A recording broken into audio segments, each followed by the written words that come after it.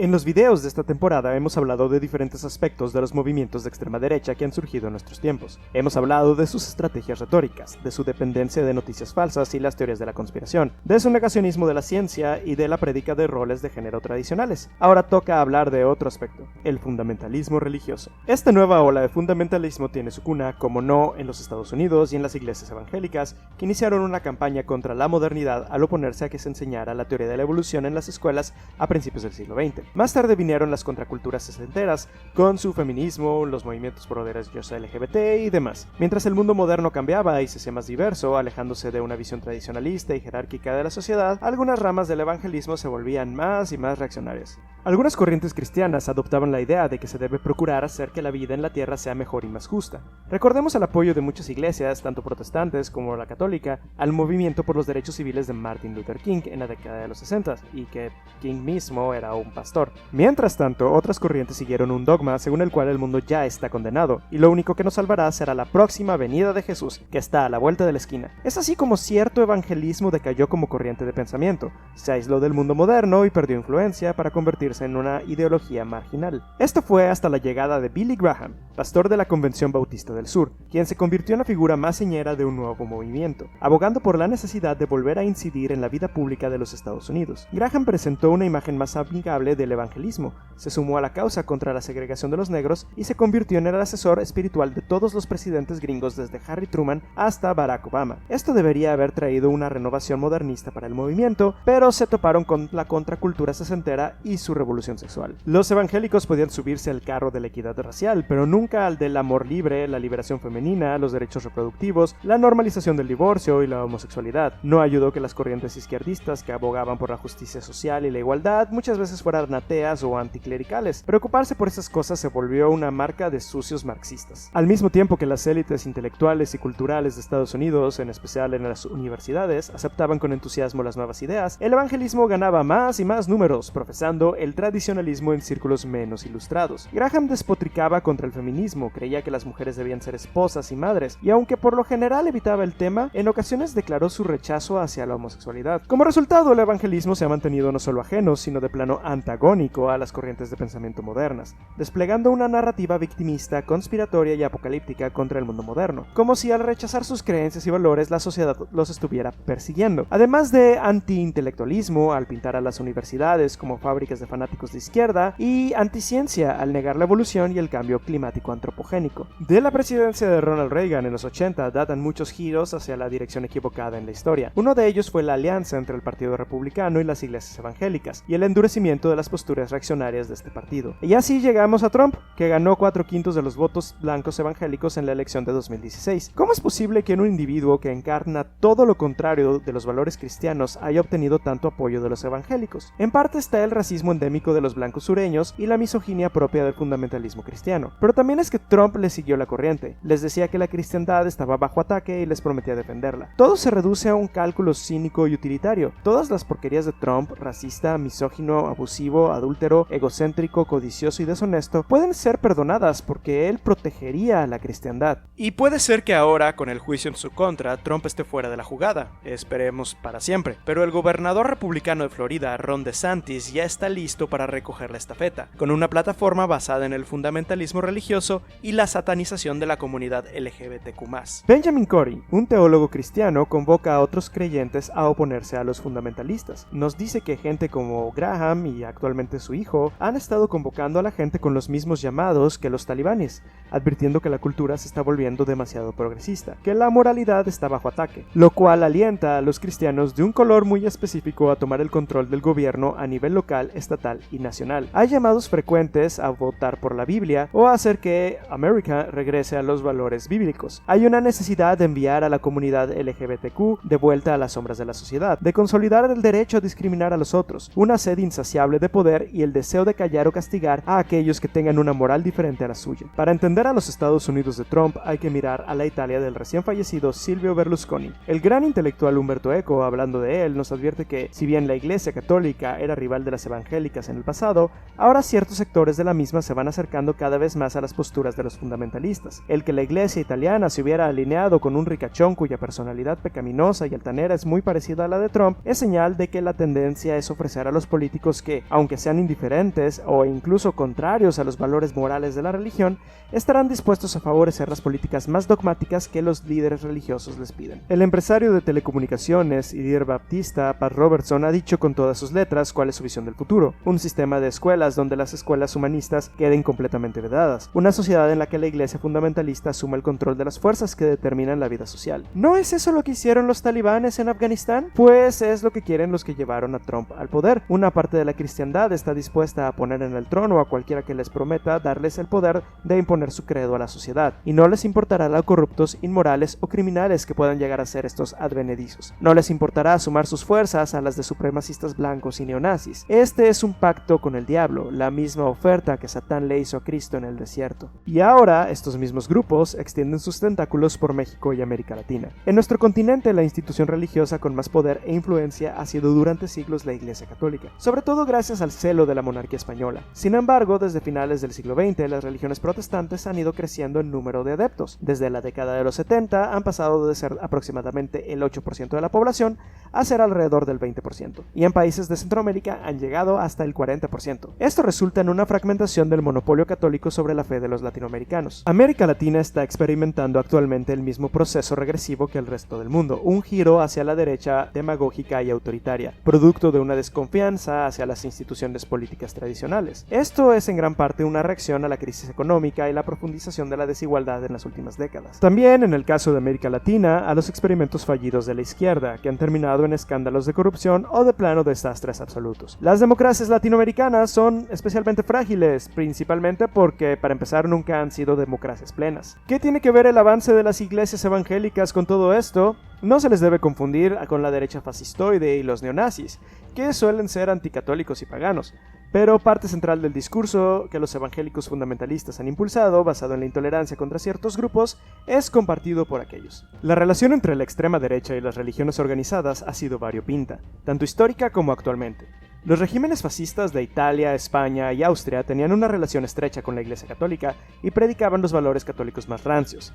La Alemania nazi era otro asunto. Hitler odiaba el cristianismo y los nazis trataron de suplantarlo con su propia y delirante religión neopagana. En la actualidad podemos encontrar gente de extrema derecha que es católica, protestante o neopagana, incluso hay uno que otro judío. Da igual. Cuando lo que quieres es regresar a las mujeres a la cocina y a los gays al closet, se pueden hacer alianzas. El mismo proceso que hemos visto en Estados Unidos se repite en América Latina, con las élites de las iglesias evangélicas formando alianzas con las clases poderosas. En un ambiente desencantado con la realidad política y la fragmentación social producto de décadas de individualismo salvaje, la fe religiosa puede actuar tanto como respuesta a quienes están en busca de una identidad, como para quienes requieren de una estructura ideológica bien definida que se traduzca en acción política. Algo importante que hay que recordar: las élites latinoamericanas fueron siempre cercanas a la Iglesia Católica. Las iglesias protestantes iniciaron como movimientos minoritarios cuya feligresía se compuso principalmente por gente de clase trabajadora. Es precisamente ese sector de la población que había sido olvidado y ninguneado por las élites el que constituye la fuerza política del movimiento evangélico fundamentalista. Los fundamentalistas evangélicos son una fuerza emergente en muchos países, a la vez que guerras culturales abren nuevos campos de batalla políticos. Las iglesias fundamentalistas, que por estos días se encuentran en casi cualquier vecindario de América Latina, están transformando la política como ninguna otra fuerza. A los partidos conservadores les están dando votantes que no pertenecen a la élite, pero estos electores suelen ser intransigentes en asuntos relacionados con la sexualidad, lo que genera polarización cultural. Esto es mal presagio para los derechos de las mujeres y de la comunidad LGBTQ+.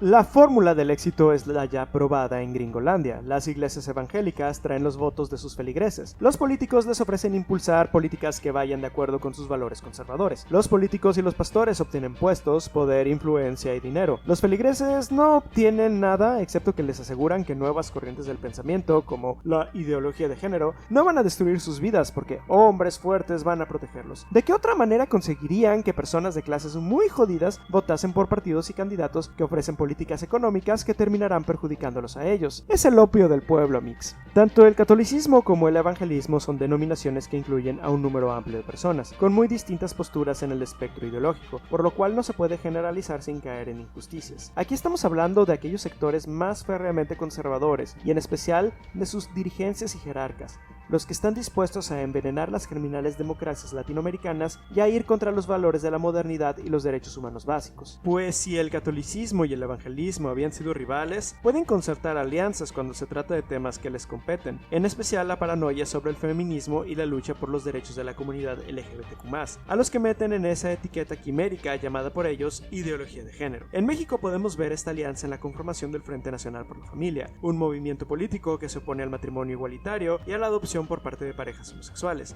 así como al aborto y a la educación sexual. En Colombia, con lemas como Jesucristo es el único que puede traer la paz que tanto anhelamos, los evangélicos hicieron campaña en contra del acuerdo de paz con las FARC, difundiendo absurdas noticias falsas acerca de cómo el acuerdo implicaba también permitir que los menores de edad se cambiaran de sexo sin permiso de sus padres, bulo que el Frente Nacional por la Familia también difundió en México. En Costa Rica, el pastor Fabricio Alvarado fue candidato a la presidencia del país con una plataforma en torno a la defensa de la familia. Prometió reivindicar los valores tradicionales de Costa Rica frente a las injerencias modernizadoras de la Comisión Interamericana de los Derechos Humanos, tras que éste emitiera un dictamen en favor del matrimonio igualitario. En Bolivia, los evangelistas tuvieron un papel fundamental en la deposición del presidente izquierdista Evo Morales. Yanine Áñez, quien lo sustituyó en la presidencia, entró a la sede presidencial blandiendo 2 Biblias y proclamando: Dios ha permitido que la Biblia vuelva a entrar a Palacio, que Él nos bendiga. ¡Gloria a Dios! ¡Gloria a Dios! En Perú, el movimiento Con mis hijos no te metas llevó a la dimisión de una ministra de Educación y a la reforma en la educación sexual que estaba tratando de implementar. Básicamente, la forma en la que estos grupos ultraconservadores obtienen votos para los partidos de derecha es agitando frente a sus feligreses el fantasma de la ideología de género. Los aterrorizan con historias exageradas o falsas sobre el infierno que sobrevendría si se deja que el feminismo o el progresismo ganara terreno. Esa misma conspiranoia alimenta las fantasías de la derecha filonazi. De nuevo, no podemos llamar nazis a los evangélicos y católicos ultraconservadores, pero al legitimar el discurso de odio contra las personas LGBTQ+,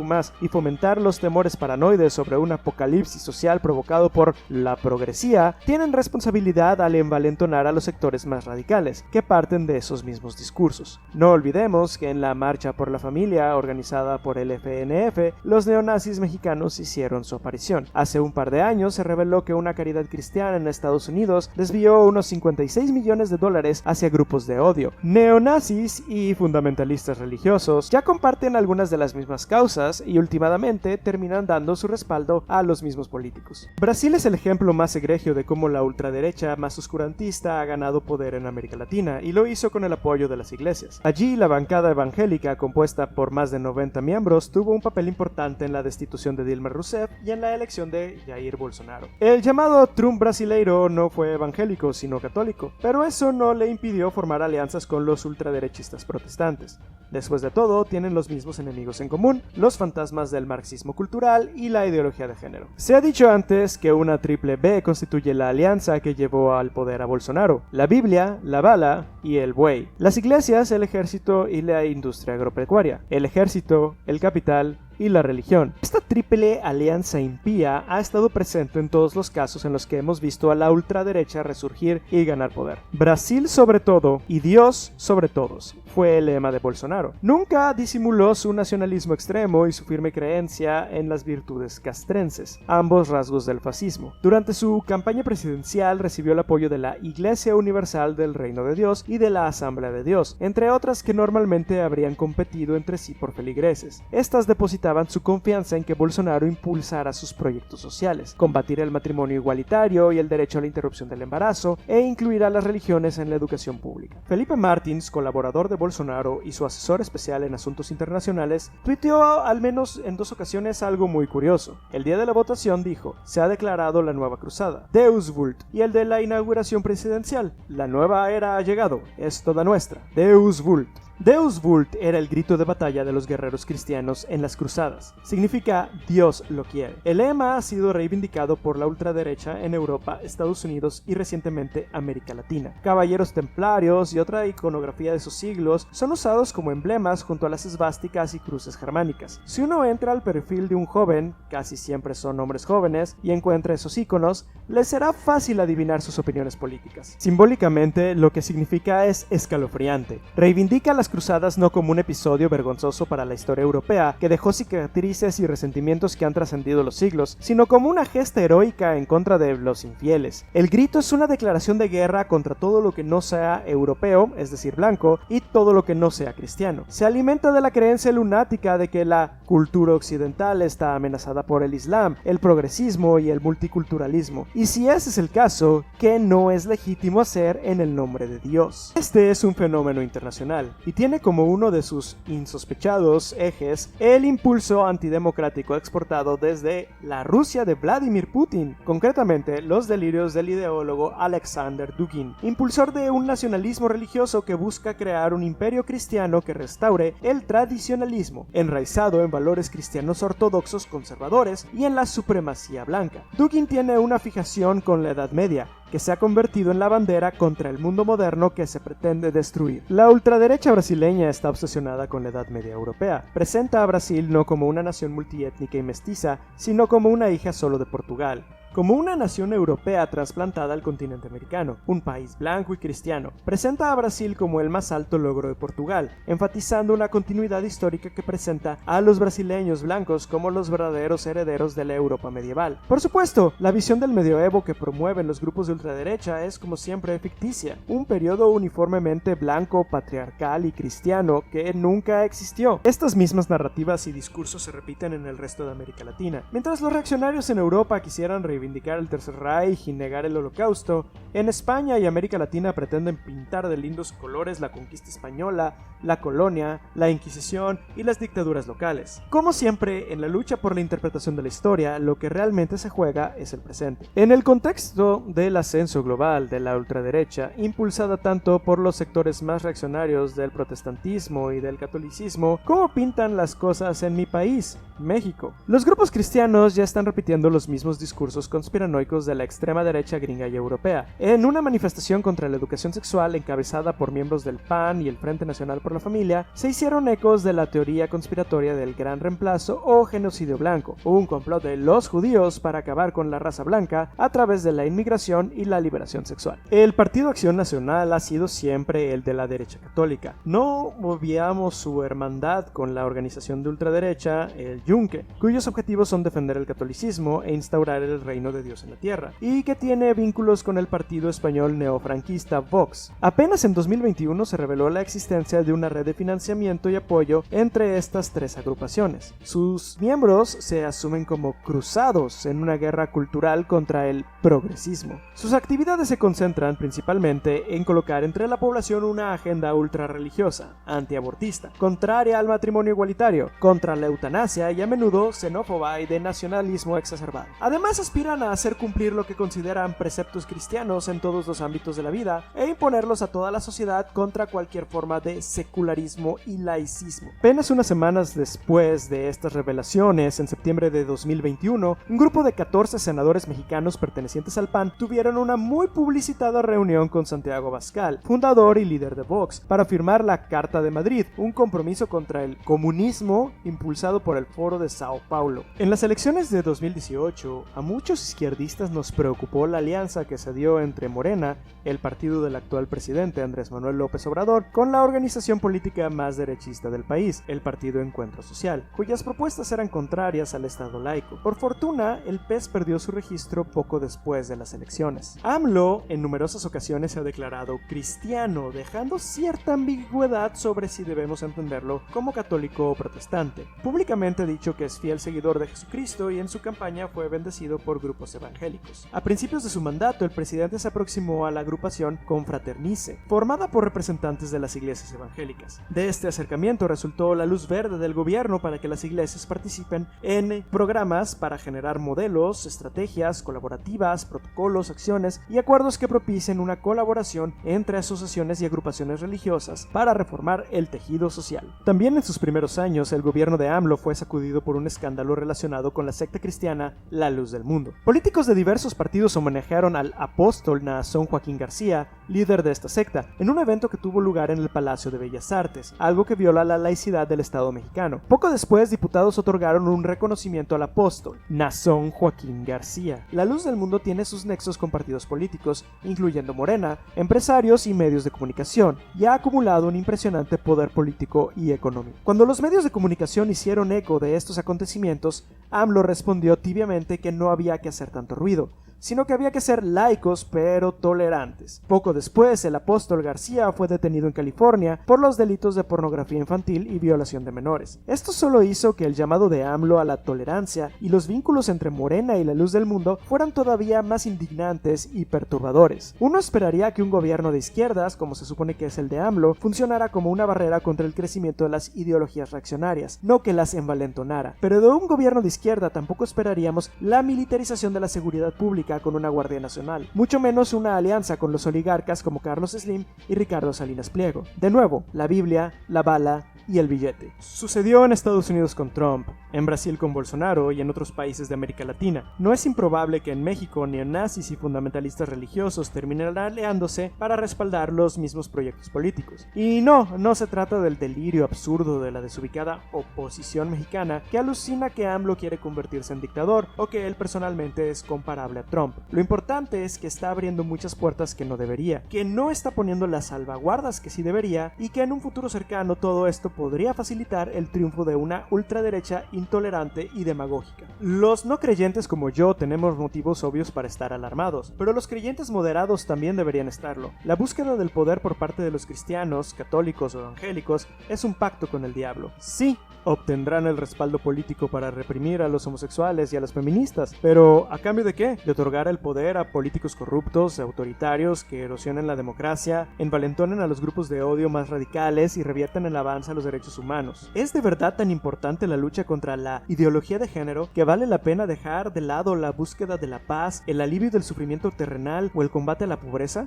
Fui educado como católico y fui creyente hasta mis veintitantos. Recuerdo que en mi adolescencia leí con emoción las palabras de Jesús sobre el amor universal, la compasión por los débiles, reparto de los bienes entre los necesitados, perdón a los pecadores y aquello de benditos los que tienen sed de justicia porque será satisfecha. No me parece que el mensaje de Cristo tenga algo que ver con tomar el poder por cualquier medio posible para convertirse en represores de los demás. ¿De verdad esta es la lucha que quieren hacer en nombre de su fe? Recordemos las palabras del Evangelio según San Mateo. Otra vez le llevó el diablo a un monte muy alto y le mostró todos los reinos del mundo y la gloria de ellos, y le dijo: todo esto te daré si postrado me adoraras.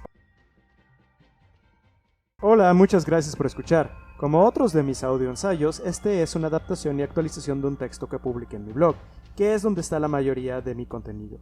También pueden encontrarme en Facebook, Twitter y TikTok. Muchas gracias a mis mecenas en Patreon, sin los cuales no podría seguir creando. Si quieres ayudarme a que pueda subir audios y videos más seguido, por favor considera convertirte en mecenas. Si no, pues puedes contribuir a la causa compartiendo el video, dando like y comentando. Muchas gracias de nuevo, nos vemos la próxima.